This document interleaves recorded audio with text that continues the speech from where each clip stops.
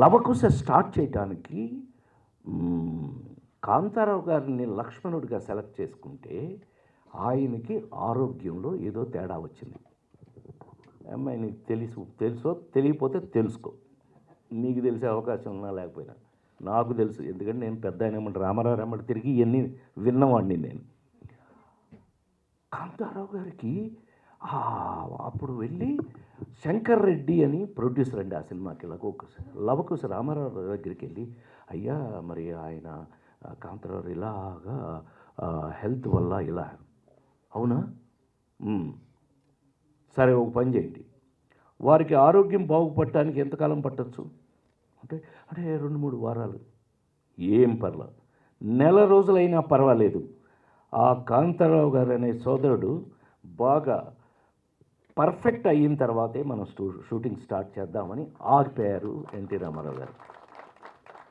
నెల రోజుల్లో ఆయన రెడీ అయిన తర్వాత కాంతారావు గారిని లక్ష్మణుడిగా పెట్టి Lavakusa, classic of Telugu cinema.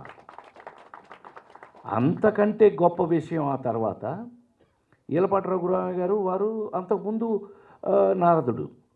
But మన జనరేషన్ అందరికీ కూడా నారాయణ నారాయణ ఎన్టీ రామారావు గారిని కూడా అలా ఏడిపించేశాడు ఆయన.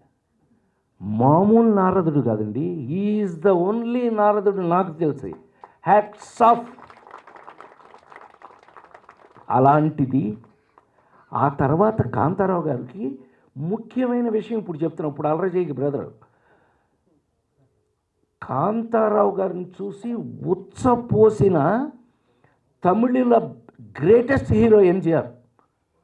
కాంతారావు గారి పేరు అమ్మ బాబోయ్, జానపదాలు. కాంతారావు గారి జానపదాలు చూసి వాడెవడరా బాబోయ్, మొత్తం లేపుకెళ్ళిపోతున్నట్టు ఇండియన్ సినిమానని ఉచ్చపోసిన వాడు ఎంజిఆర్ కాంతారావు గారిని చూసి. Hats off, hats off. మామూలుగా కాదు. ఆ తర్వాత మీకు తెలియదే ఉంది.